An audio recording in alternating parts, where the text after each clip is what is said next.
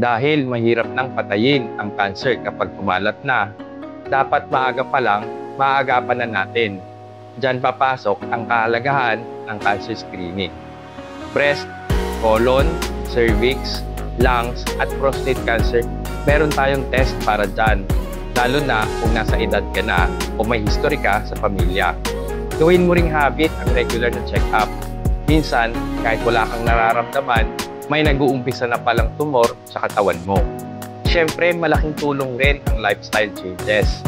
Iwasan ng yosi at alcohol, iwas sa junk food at processed meat, kumain ng tama katulad ng gulay at prutas, kumilos, mag-exercise at matulog ng sapat. Kung maaga nating makita ang cancer, madalas pwede pa natin itong tanggalin. Pero kung huli na, kumalat na, mas mahirap na, mas mahal pa at mas delikado. So, in summary, magpa-screening, magpa-check up at umiwas sa mga risk factors. Pero, hindi man natin kontrolado ang lahat, pero may mga bagay na kaya nating gawin. At kung may chance ng maagapan, huwag mong palampasin.